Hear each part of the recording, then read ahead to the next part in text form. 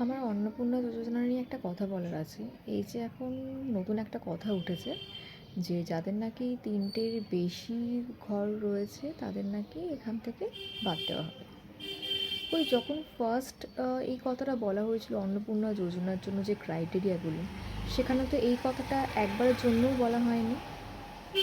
আর এইটা তো বেসিক্যালি তাদের ফ্যামিলি মেম্বার, মানে তার পূর্বপুরুষ করে দিয়ে গেছে, তারা তো নিজেরা কেউ বানায়নি।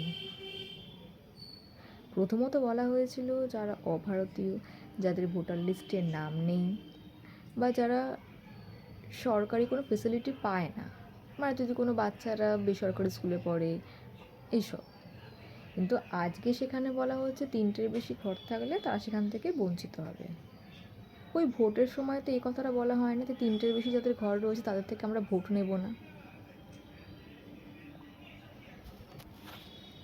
নাকি আমরা মানে সত্যি ডিটেলস দিয়ে ভুল করেছি কোনটা?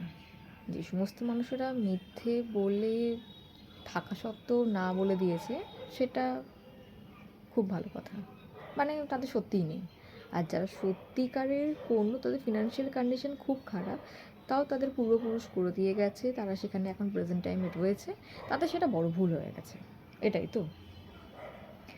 যাই হোক, আমার মনে হয় এই বিষয়